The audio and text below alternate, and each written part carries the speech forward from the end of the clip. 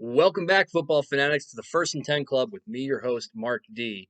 It's Thursday, so that means it's time for picks, predictions, and who we like and don't like this week for fantasy purposes. We're heading into week 11 here in the NFL season. We're past the halfway point. We're almost ready for fantasy playoffs, and fingers crossed that we can hold off COVID, although we have a bunch of problems again in the NFL. We're seeing a bunch of flare ups. You see the Raiders, you see the Eagles. A bunch of teams are putting players on the COVID list or the COVID watch list. So, um, like I said, here's crossing our fingers that the season gets done. Welcome back to the show. If you're a first time watcher, we do 2 shows a week. Tuesday is when we recap the previous week, and Thursday is when I tell you what's going to happen in the current week. Pretty straightforward, pretty simple. So, we're almost out of bye week hell, which is great. Got a little bit going on this week. Next week we get a crazy, weird week off from buys, and then there's a couple buys to finish it out in week 13 because of COVID. So, I'm not going to waste any time. I know this is a little bit of a later video than we normally do, but like I said, it's always on a Thursday. So, don't worry, I'm here plenty before game time. Let's start talking about teams I like heading into week 11. So, as we always do, let's talk about defenses that we like this week. There's actually quite a few defenses that I like this week, and really, it's two that if you have on your team, they're owned in daily fantasy, and then two that might be out there that I think are pretty interesting streaming options. So, let's start with the two obvious ones. Two defenses I really like this week. One, the Pittsburgh Steelers going up against the Jacksonville Jaguars. Um, do I need to say more? Especially Robinson's dealing with a banged up shoulder. Luton, yeah, he has some flashes and brilliance, but I just don't think they're going to be able to handle that Pittsburgh pass rush. And I'm not saying that they're going to shut out Jacksonville, but I do think there's a very, very strong possibility here for pick six, fumbles, things like that, mistakes to be made. Love the Steelers this week. Another defense, best defense in the league right now, and I still like them this week, despite who their opponent is. I like the Indianapolis Colts. I think they're going to give Aaron Rodgers problems. It's in Indianapolis, and I just have this strange hunch. This could be one of those games that we see that Rodgers doesn't look like Rodgers, and it leaves everybody questioning things. And I don't know why they question things. People are allowed to have bad games, but I have a hunch that could be one of these games. There's also a very strong possibility that Devontae Adams doesn't play in this game as he was limited at practice yesterday and didn't practice today. So definitely bears watching for tomorrow. He's a tough cookie. If he has any ability to play or any chance of playing, he's going to. It's a question of whether or not the training staff allows him to. Two teams that I think are great streaming options this week. One, the Atlanta Falcons. Why? Yes, they are playing New Orleans, but they're playing New Orleans without Drew Brees, and they are playing Jameis Winston. I do expect them to lose. However, Jameis Winston loves throwing the ball to the other team. It's like his favorite thing. It's the thing he's best at. And I don't know that's cured yet. I think there's a very, very strong possibility. Last year, two interceptions each time the Atlanta Falcons faced Jameis when he was on Tampa Bay. I can see that happening again. I could absolutely see a pick six here. I can see a touchdown. So love Atlanta for a streaming option. Also love the Detroit Lions this week as a streaming option. Why? No Teddy Bridgewater. PJ Walker is their starting quarterback. Who? Exactly. XFL quarterback. Yeah, he did really great in the XFL, but this is not the XFL. So, in short bits of, or short, small sample sizes of work this year, um, wasn't like he came in and light the world on fire. I have a hunch that there could be mistakes made in this game. I think it could be a low scoring game all around, like Detroit there. So, quarterbacks. Let's get to quarterbacks I like this week. Well, one, I love me some Herbert. You're getting a win this week, buddy. Barring if you fall on your face this week, well then that's just a head scratcher. But Herbert against those Jets, Jets, just end the season. Just I don't know. Just uh, the Jets suck. We've said it all season. It's not going to change. And on top of it, why do I love Herbert? Well, apparently the Jets thought it would be good on a team that already sucks to cut one of their starting cornerbacks. And then they also are moving players around that just suck. I just don't know what the Jets are doing. Um, it seems like their main focus is ensuring that they are the number one pick. So, absolutely love Herbert this week. Could see this being an absolute smash spot for him. Um, love me some Kyler Murray tonight. We've said it over and over again. Seattle's secondary sucks. The defense sucks. I think he could be the top scoring quarterback this week, but we'll see. Um, I think he is the dark horse for the MVP. Maybe right now some would say the front runner. I just don't think anybody was talking about him being an MVP candidate heading into the season. Definitely proving people wrong there. And then the third one this week, going a little bit of homerism here, but I really like Alex Smith this week against Cincinnati. Why? Well, he has back-to-back 300-yard games. He's throwing the ball all over the field. He's throwing the ball a ton, and we're up against a team that, well, they're not going to destroy us in Cincinnati. And they're just going to be good enough to keep this game close. Now, I don't know that Washington wins. I don't know that Cincinnati wins. That's a tough game to call. It really could be a coin flip, but it's going to be a competitive game to the point where I do believe Alex Smith throws the ball a ton, checks the ball down a ton, especially in weird leagues where you get points per reception. I just think Alex Smith is fantasy gold this week.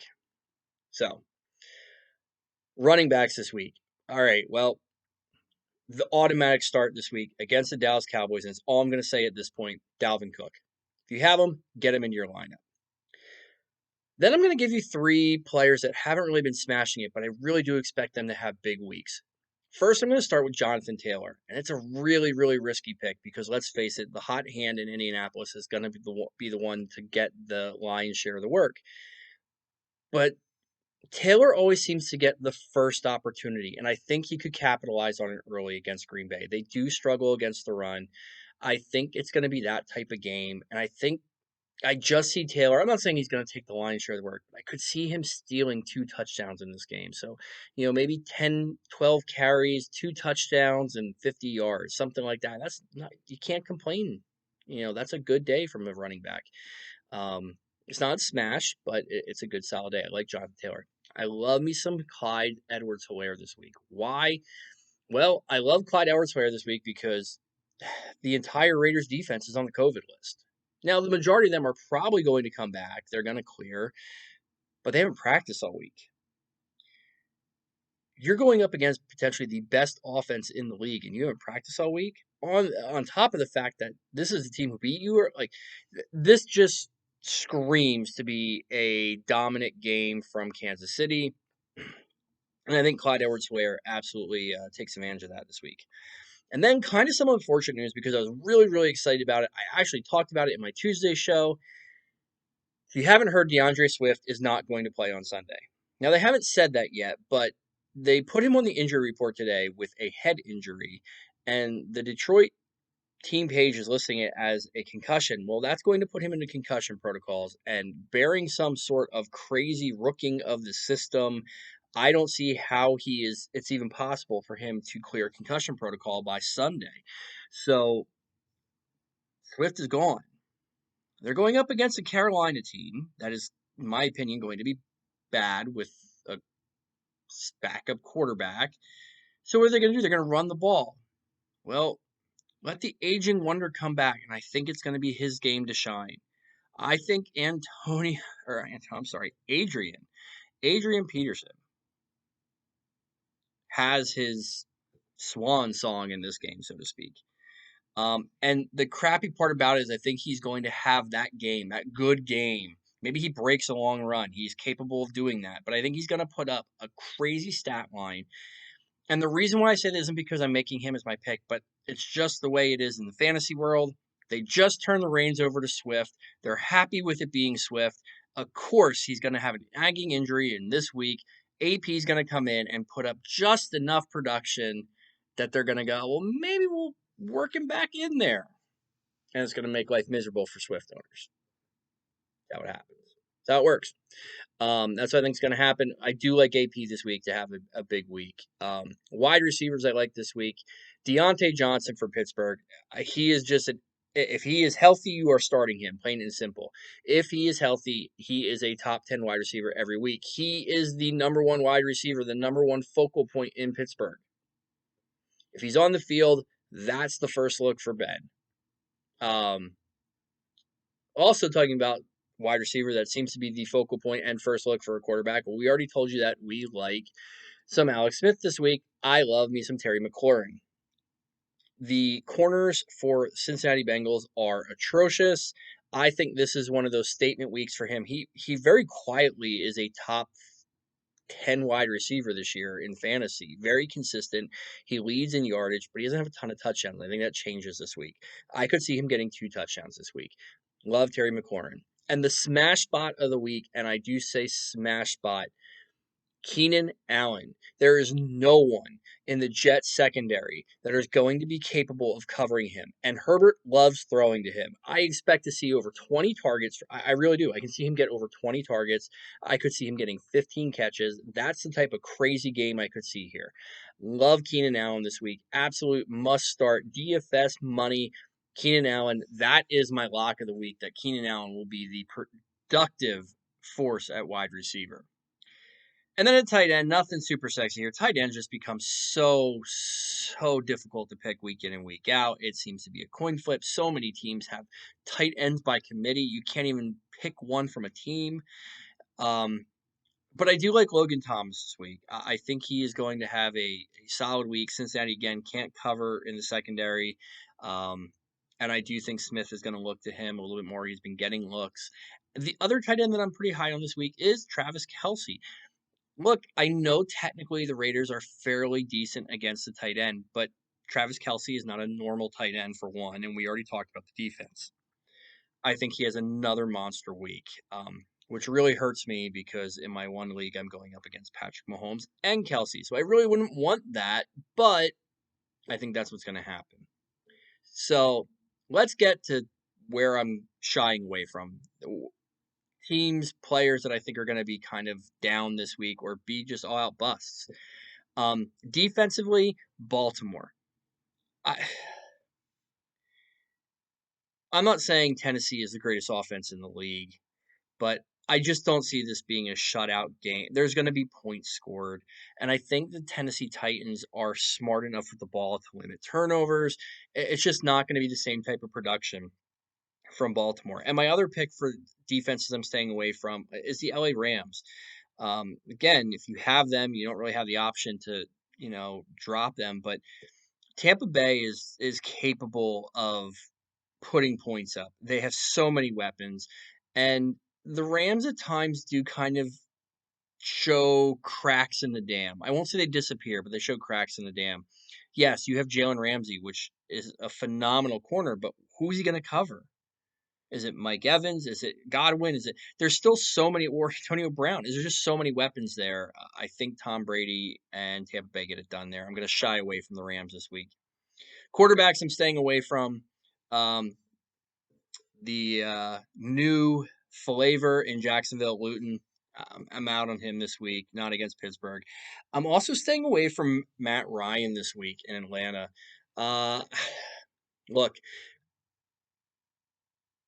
with Breeze out, the New Orleans Saints, you saw this last year when Breeze got hurt and Teddy Bridgewater took over. Yeah, Teddy Bridgewater was a good quarterback and he was very serviceable, but you saw the defense rise to almost a different level. They knew they had to be that defense, and the majority of those players are still there and more. They made a couple of trades that benefited them. So I think that Matt Ryan and the Falcons are going to struggle a little bit in this one.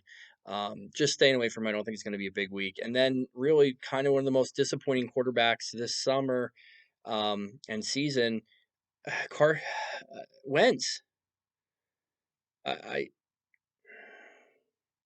and maybe this is a jinx.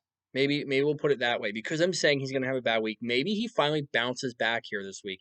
He has a full complement of offensive weapons right now, and it almost looks like it made him worse. Um, and Cleveland's the type of team they're going to get after him. Myles Garrett's going to be in his grill all day. I just don't like Wentz. He's leading the league in turnovers. Um, and I expect to see more this Sunday. Staying away there. Running backs, I'm staying away from. Starters, don't chase points. Rojo, not against the Rams. Nope. I can't see him having any type of that production game. There's a good chance this game could stay close.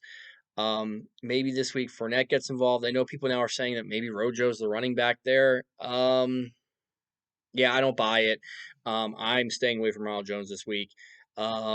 Another running back that I'm staying away from, partially just because, how do I word this?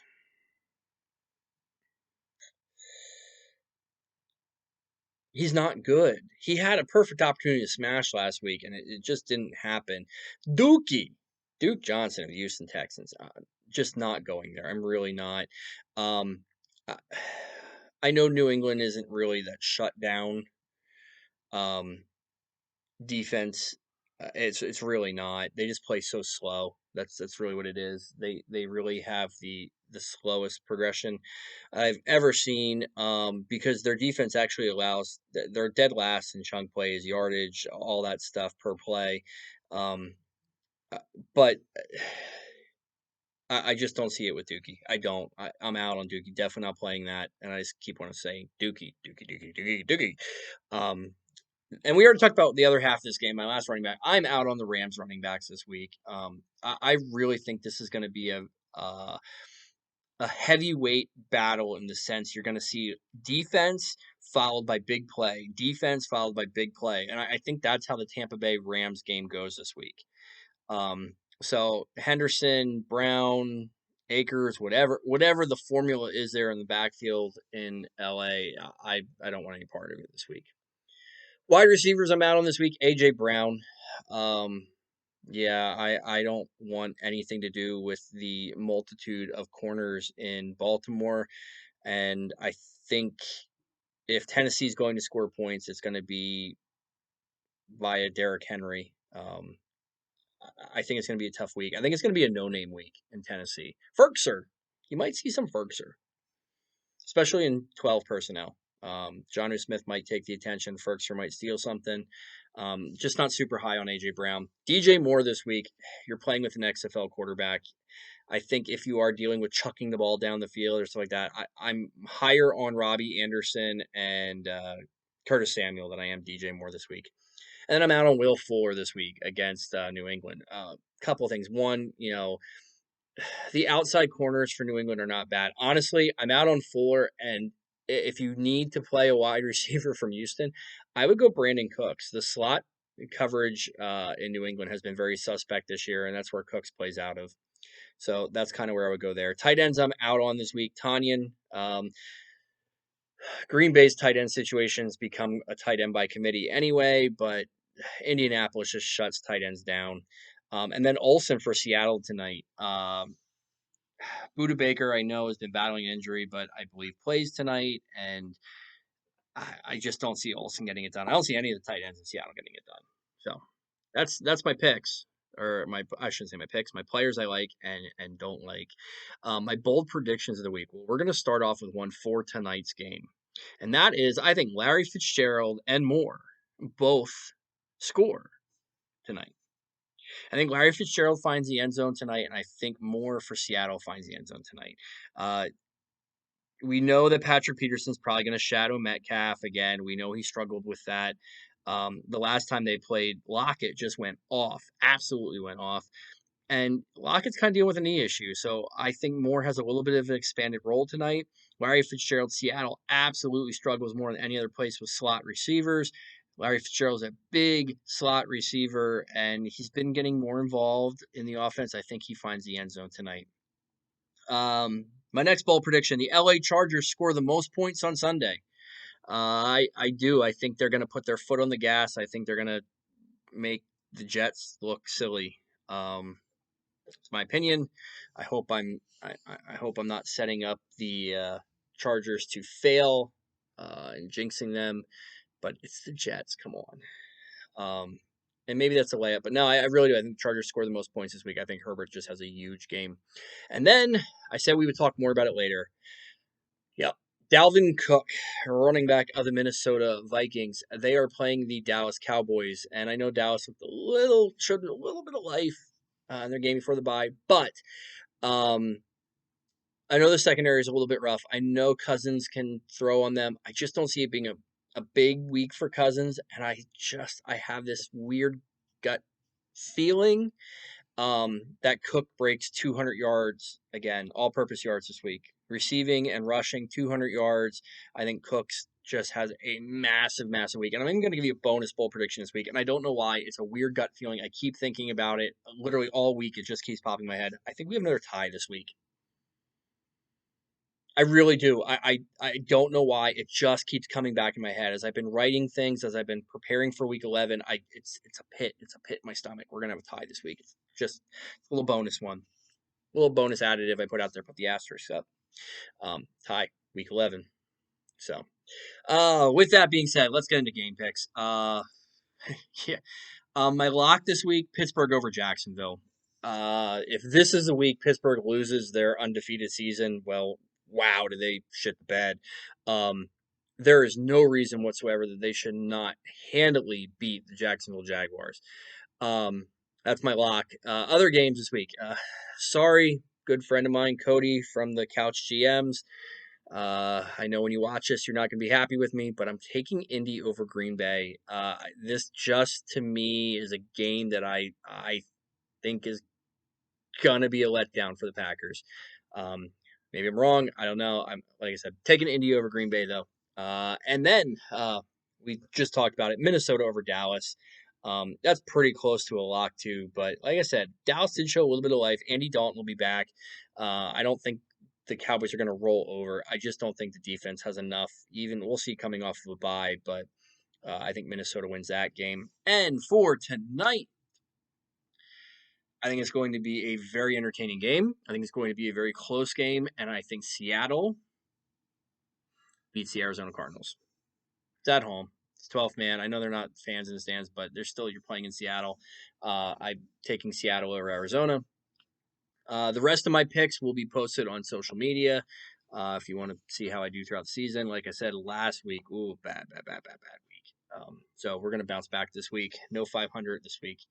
And with that, it's time to run out the clock. And honestly, I got some feedback this week, and it really kind of frustrated me. So all I have this week in running out the clock is the final kneel down.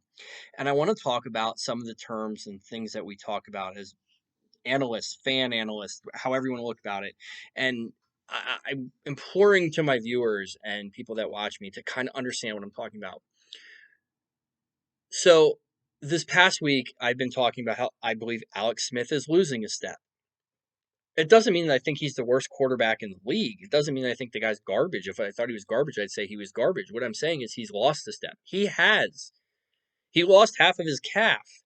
He wears a brace on his foot that enables him to pick his foot up. Like, there's major issues there. The fact that he has overcome that is phenomenal. But if you remember Alex Smith prior to the injury, this was a very mobile quarterback, a quarterback that was a massive threat of rushing. He was a nagging rushing quarterback. He wasn't a Lamar Jackson. He was that guy that if you didn't pay attention and you gave him an open field, he's gone for 22 yards. Um, he's lost a step. Okay. Drew Brees, he's lost a step. Okay. These are guys in the twilight of their career. We talked about knowing when to walk away. Well, that's what it is. I'm talking about losing step. Doesn't mean that I think they're bad people. It's reality. I'm watching game film. I'm watching things happen, and they're not the player they used to be. They're not in their prime anymore. You talk about it all the time about running backs when they hit the 30-year mark, that all of a sudden they're not the running back they used to be. Well, guess what? It's because they lost a step. I don't hate them. I'm not trying to dog them. I'm being honest. Same thing. If I say somebody's overrated, it doesn't mean I think they're a bad player. It means I think they're overrated. The number one player that I bring up for this all the time is OBJ. And I'm sorry, I don't mean to pick on a guy that's injured. I'm sorry about it. But, every year you have these people talking about OBJ like he is the top 5 wide receiver. Like, yeah, he was at one point. He had a great season at one point, and he's very talented. But that was a long time ago. A very, very long time ago. Overrated. James Conner. If I told you the Steelers were undefeated When you expect James Conner to be like a top 10 running back? It's not. Doesn't mean he's a bad running back. I think he's a little bit overrated. Now, Steelers don't need that.